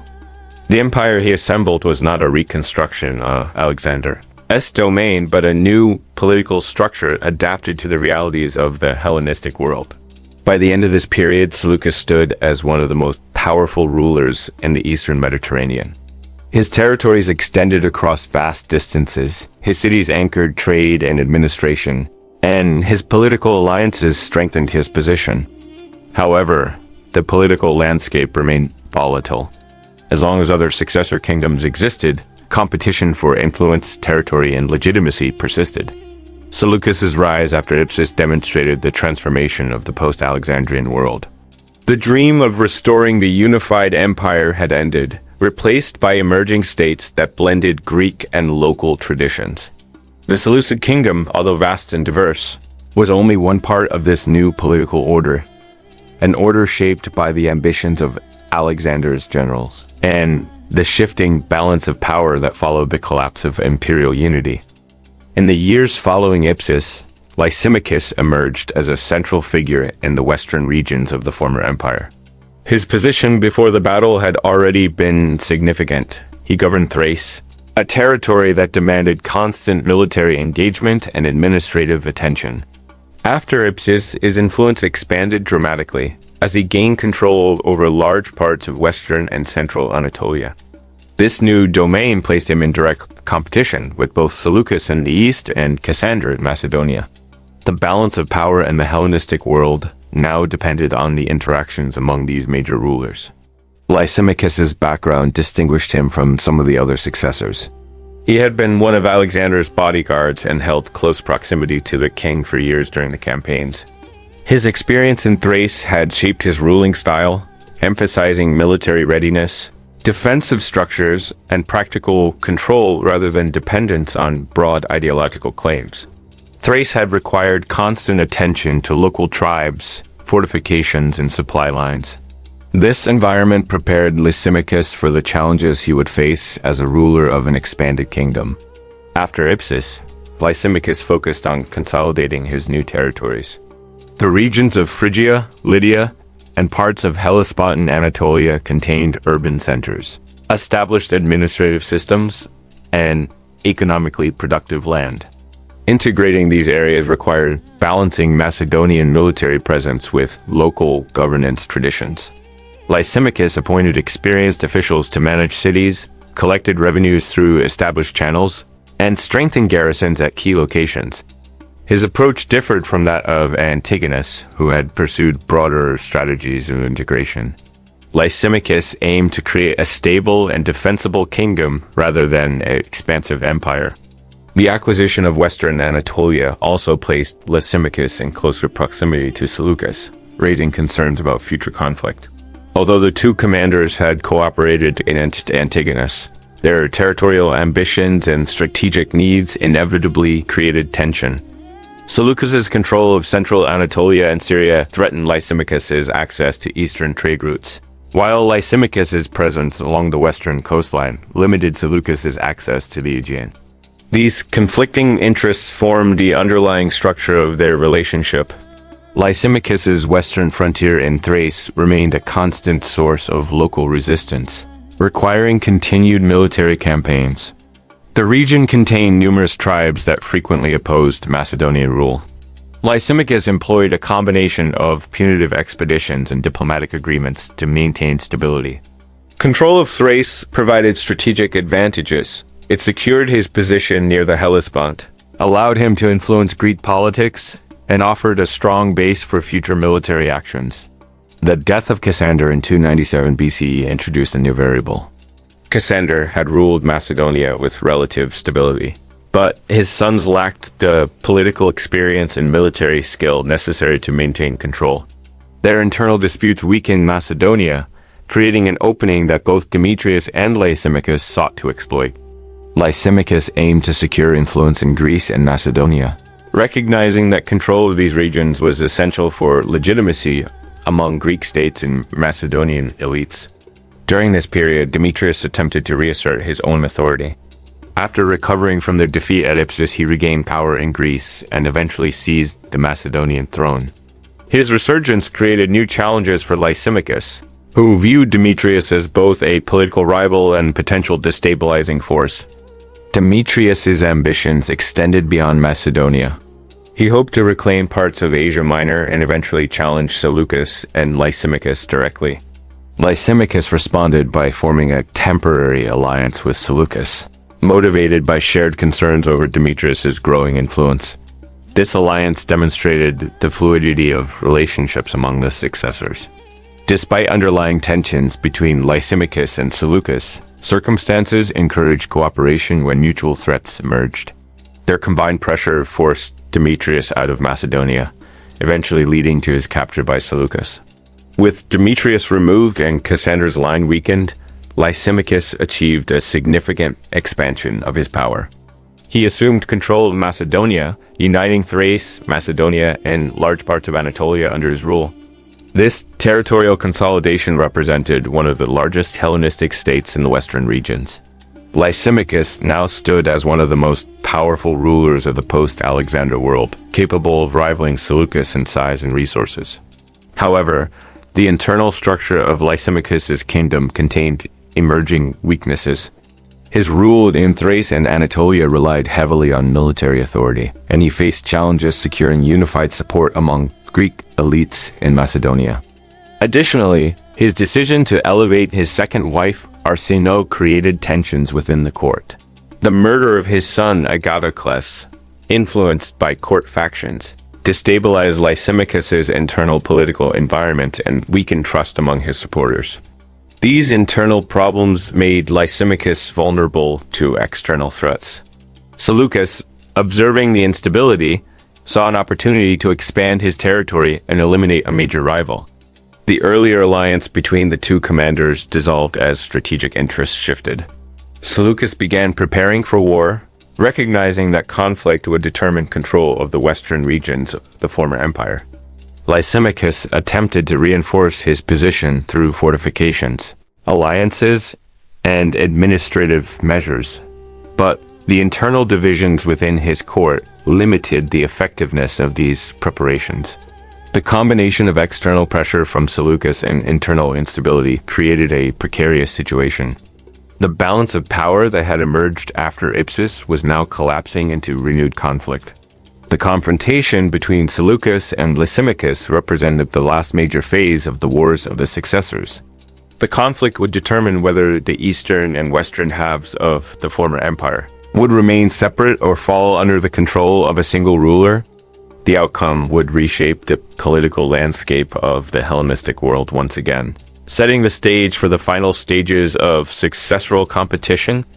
By the end of this period, Lysimachus stood at the height of his power, but also on the brink of a conflict that would determine his kingdom's survival. His rise after Ipsus demonstrated how quickly fortunes could change in the post-Alexandrian world, and his impending clash with Seleucus would reveal the full extent of the instability that had shaped the Hellenistic kingdoms since the collapse of imperial unity.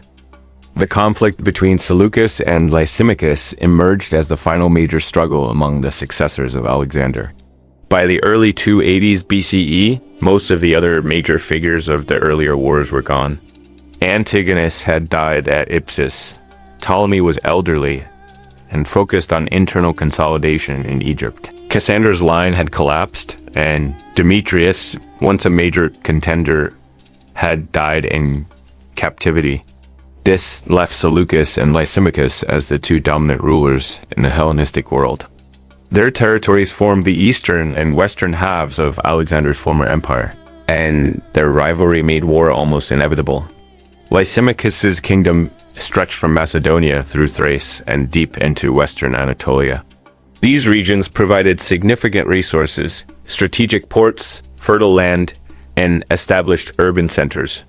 Lysimachus had maintained control through a combination of military strength and administrative oversight. His authority was recognized, though not always accepted by Greek elites and local populations. His territorial consolidation after defeating Demetrius had raised him to the height of his power. Seleucus, controlling Syria, Mesopotamia, and vast eastern territories, commanded one of the largest and most diverse realms in the ancient world. His administrative network, reinforced by city foundations and stable alliances, had allowed him to build a kingdom that extended across thousands of kilometers. Although distant from the Aegean, his expansion into Syria and Anatolia had brought him into increasing contact with Lysimachus's western frontier. The underlying cause of the conflict was strategic. Each ruler recognized that the other's power threatened long-term security. The geographic boundary between their territories ran through central Anatolia, an area with significant economic and military importance. Whoever controlled this region would possess a critical advantage in future conflicts. The presence of Hellenistic cities, valuable trade routes, and defensible terrain heightened the stakes. Internal developments further intensified the rivalry. Lysimachus's court had become unstable due to succession disputes. His decision to execute his son Agatatocles, influenced by court factions, and his wife Arsinoe, alienated allies and provoked dissent among military commanders. Several of his supporters defected or withdrew their loyalty. These internal divisions weakened Lysimachus's authority at a crucial moment. Seleucus observed these developments carefully. The instability in Lysimachus's court provided both justification and strategic opportunity. Seleucus framed his actions as an attempt to restore order and protect Greek cities in Anatolia from court intrigue. However, the deeper motivation was clear.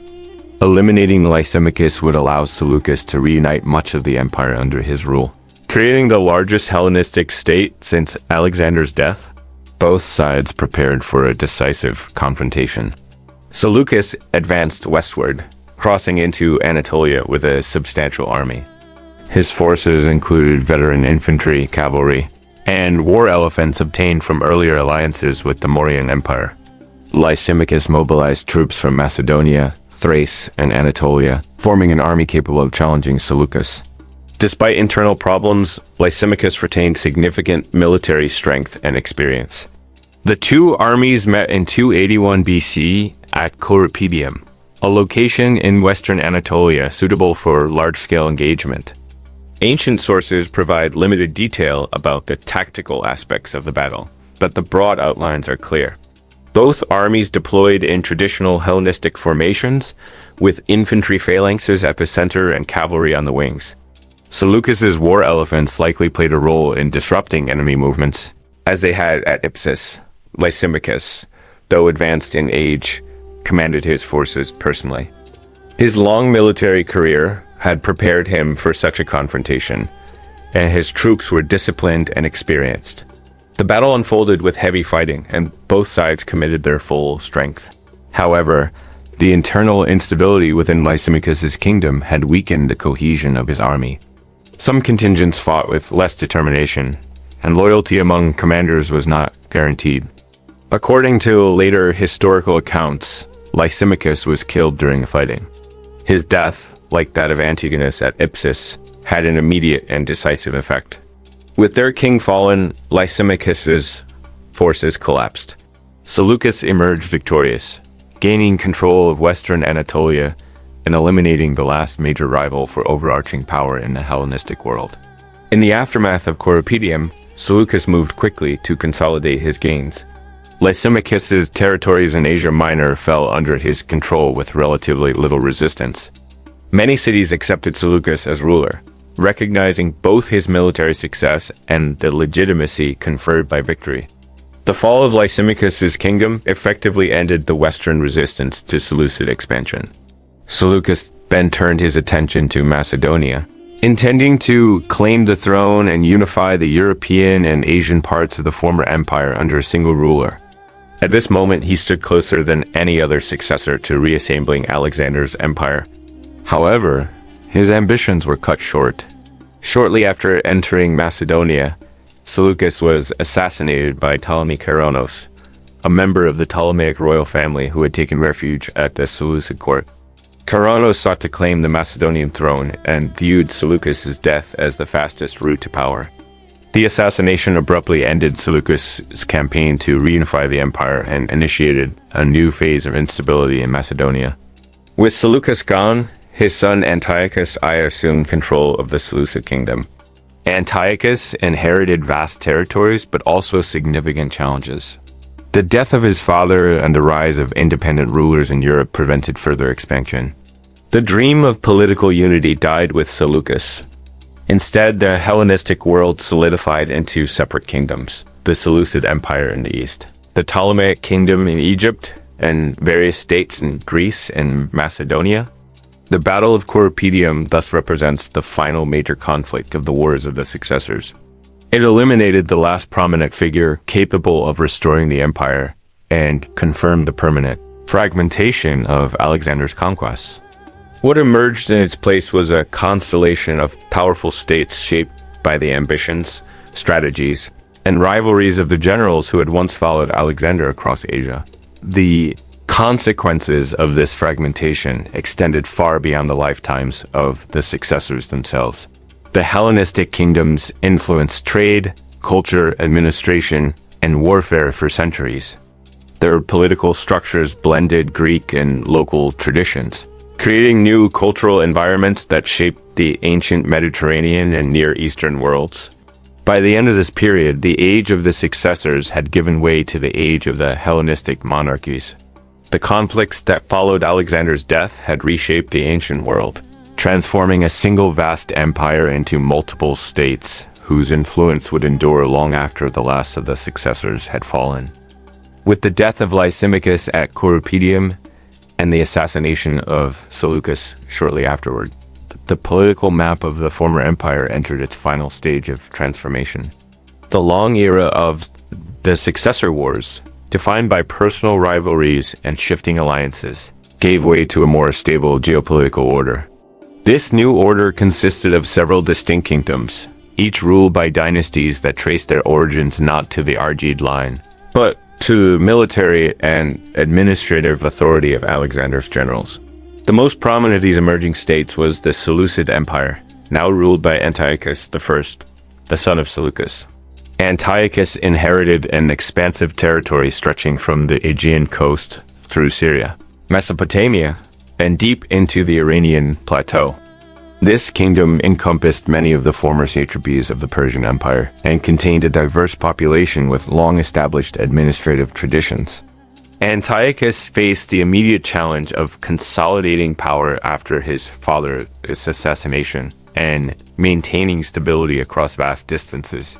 The loyalty of local elites, the presence of garrisons, and the network of newly founded cities all contributed to the early cohesion of the Seleucid state. To the southwest, the Ptolemaic kingdom in Egypt stood as one of the most stable and prosperous Hellenistic realms.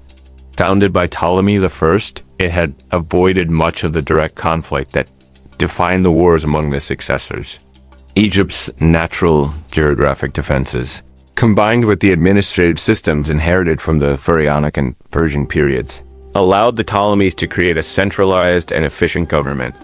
The city of Alexandria, established by Alexander, had grown into a major cultural and economic center, attracting scholars, merchants, and artisans from across the Mediterranean. Under Ptolemaic rule, Egypt became a focal point of Hellenistic culture, blending Greek traditions with ancient Egyptian practices. In the West, Macedonia faced ongoing instability. The assassination of Seleucus created a power vacuum that Ptolemy Keranos attempted to fill, but his rule was short-lived. Internal conflicts, invasions by Gallic tribes, and the absence of a clear successor weakened Macedonia significantly during this period. Eventually, the Antigonid dynasty, descended from Demetrius Poliorcetes, established more stable control.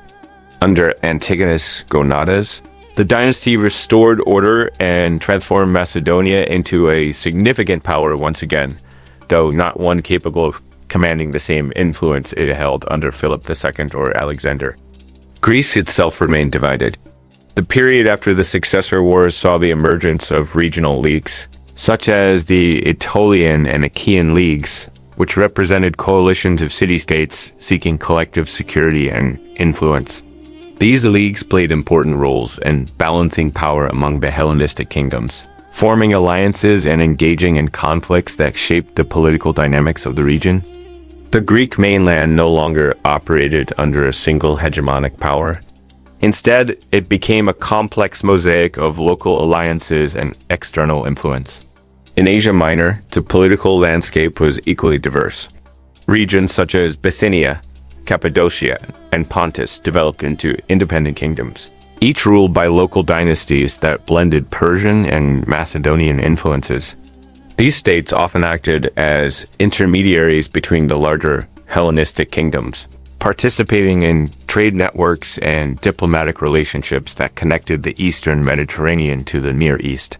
The fragmentation of Alexander's empire produced not chaos, but a network of interconnected states that shared cultural and economic links. These kingdoms were bound together by Greek language, administrative practices, and urban institutions which had spread widely during Alexander's campaigns and the subsequent rule of the successors. Greek became the lingua franca of administration and trade across the Eastern Mediterranean, facilitating communication and cultural exchange. This widespread use of Greek helped shape the Hellenistic period into one of the most cosmopolitan eras of antiquity. Despite their shared cultural elements, the Hellenistic kingdoms differed significantly in structure and priorities. The Seleucid Empire focused on managing its vast, diverse population, maintaining garrisons, and balancing relations with local elites. The Ptolemaic kingdom invested heavily in cultural institutions, scientific advancement, and maritime influence. Macedonia and the Greek League centered their efforts on political autonomy, military alliances, and controlled local territories. Smaller states in Asia Minor aimed to preserve their independence through strategic diplomacy and selective alliances. Economic activity played a central role in defining the relationships among these kingdoms. Trade routes connecting the Aegean, the Levant, Mesopotamia, Persia, and Central Asia flourished during this period. Cities founded by Alexander and the successors served as key nodes in these networks, attracting merchants from across the Mediterranean and beyond. The spread of coinage, improvements in infrastructure, and shared cultural practices facilitated economic integration across the region. The formation of these kingdoms also produced changes in warfare. Hellenistic armies became increasingly professionalized, incorporating mixed troops drawn from various ethnic groups. The use of war elephants, siege engines, and large phalanx formations remained central features of military strategy. Commanders developed complex tactics to manage diverse forces and large-scale engagements. The influence of Eastern traditions, combined with Macedonian military techniques, shaped the evolving nature of Hellenistic warfare. The successors themselves began to establish dynastic identities that emphasized continuity and legitimacy. The Seleucids and Ptolemies adopted royal titles and ceremonial practices that combined Greek and local traditions. Their courts attracted philosophers, scientists, poets, and artists, creating environments where cultural and intellectual exchange flourished. The blending of Greek and Eastern influences produced new artistic styles, architectural forms, and literary traditions that defined the Hellenistic period. By the early 3rd century BCE, the political map of former empire had stabilized into recognizable patterns. The Seleucid, Ptolemaic, Antigonid, and regional Anatolian kingdoms formed the core of the Hellenistic world. Although conflicts continued among them, the scale and nature of these wars differed from the earlier successive struggles. The wars of this later period were fought not over the legacy of Alexander, but over territory, influence, and economic advantage. The unity that had briefly existed under Alexander the Great had transformed into a collection of states that carried his influence forward in new directions. The shared cultural heritage that connected these kingdoms ensured that, though politically fragmented, the Hellenistic world remained integrated intellectually, artistically, and economically. The legacy of Alexander's conquest, reshaped by the ambitions of the successors, would continue to define the ancient Mediterranean for centuries. By the middle of the 3rd century BC, the political divisions that followed Alexander's death had settled into a long-term structure. The wars of the successors had ended, and the sprawling empire, once held together through the personal authority of a single ruler, had transformed into a constellation of independent kingdoms. These states, Seleucid, Ptolemaic, Antigonid, and several smaller regional polities, defined the geopolitical landscape of the Eastern Mediterranean and Near East for generations. Their emergence represented not the collapse of Alexander's achievements, but the beginning of a new era built on the foundations he had created. The Seleucid Empire, stretching across the largest territory, faced the ongoing challenge of governing an expanse that included mountains, deserts, river valleys, and steppe regions. Antiochus I, inheriting his father's position, sought to stabilize the realm by strengthening administrative centers and reinforcing local governance. His policies emphasized cooperation with local elites and the continuation of city-building projects initiated by Seleucus. This included the development of new urban centers that facilitated trade and served as bases for military control.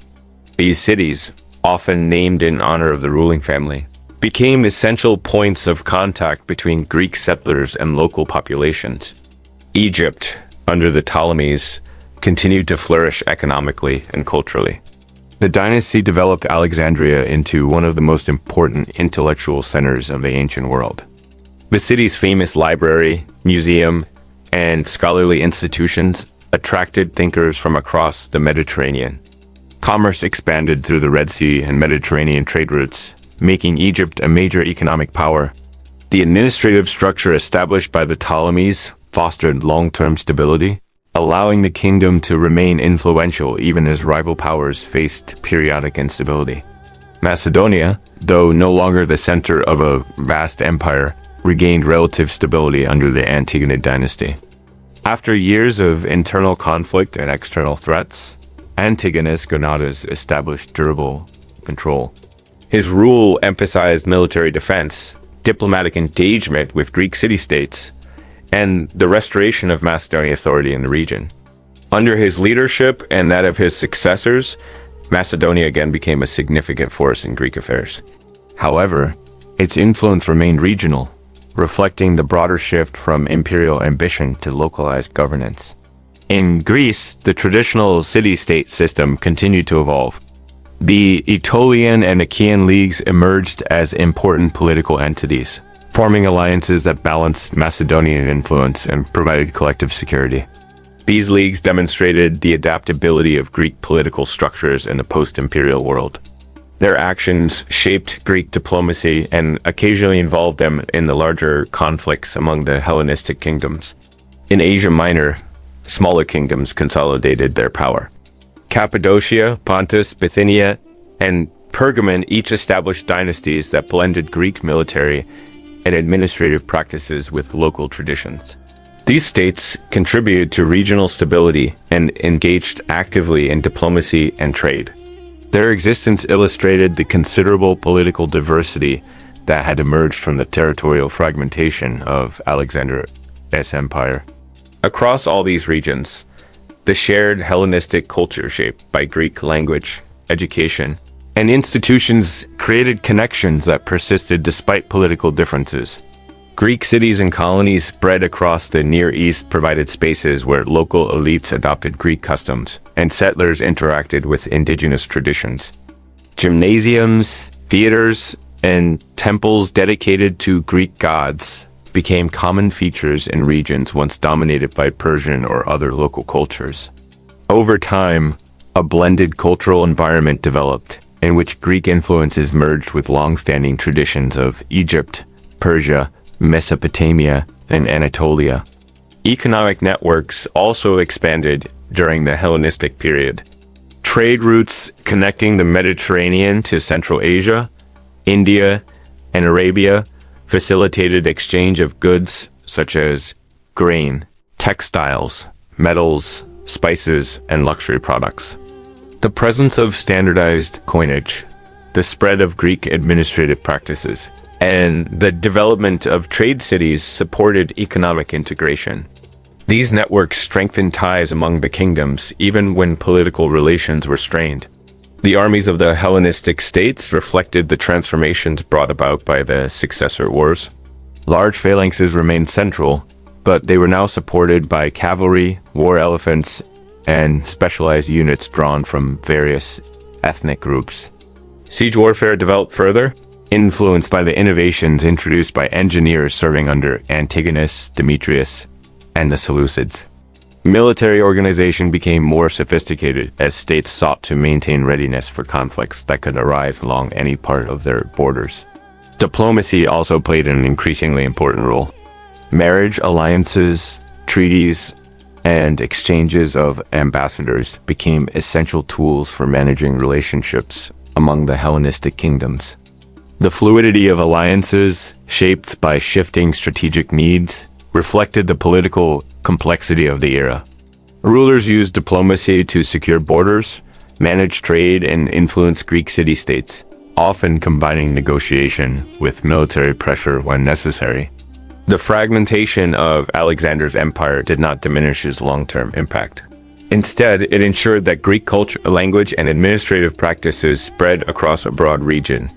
The kingdoms that emerged after his death served as conduits for this cultural diffusion. They fostered environments in which Greek and local traditions interacted, shaping the development of art, architecture, religion, and scholarship. The Hellenistic period saw advances in mathematics, astronomy, medicine, philosophy, and geography. Scholars like Euclid, Archimedes, and Eratosthenes worked within these intellectual environments, contributing knowledge that would influence later civilizations. By the early 3rd century BCE, the political fragmentation of Alexander's empire had given way to a more stable configuration of states. These kingdoms continued to evolve, engage in conflicts, and form alliances, but the era of successor warfare had ended. The Hellenistic world that emerged from this process possessed its own identity, distinct from both the unified empire of Alexander and the earlier structures of the Persian Empire. The long legacy of Alexander's fragmented empire demonstrated how the ambitions of the successors shaped the ancient world. Their struggles produced boundaries, institutions, and cultural environments that would endure for centuries. Though the dream of a single empire had died, the interconnected world that replaced it carried forward many elements of Alexander's vision, reshaped through the lens of regional power and cultural exchange. The story quiets now, settling the way dust settles after a long march across open ground. The noise of armies, councils, and kings begins to fade, becoming no more than a distant echo in a world that has long since moved on. The vast landscapes once crossed by Alexander and the successors soften in the imagination, turning from battlegrounds and borderlines into quiet plains, old river valleys, and stone-built cities resting under evening light. The figures who once shaped this age, Perdiccas, Ptolemy, Seleucus, Lysimachus, Demetrius, drift gently into the background. Their ambitions, fierce and consuming in their own time, feel smaller now, like ripples dissolving into a calmer sea. What remains is the steady, enduring rhythm of the world they left behind. Cities continuing their routines, marketplaces opening at dawn, scholars writing in lamplit rooms, farmers tending the same soil that armies once crossed. The Hellenistic kingdoms, born from conflict and held together by effort, slowly transform in this softened light. Their edges blur, their noise settles. What once felt urgent becomes part of a broader, quieter history, one shaped not only by kings, but by the countless ordinary people who live their lives beneath those shifting borders.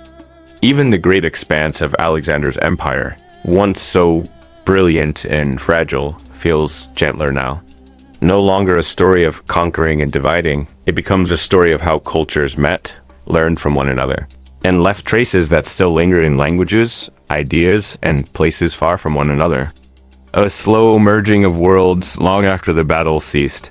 So let everything settle with it. The names, the maps, the noise of marching feet. Let the world grow quieter again, softer around the edges, until all that's left is a spacious calm.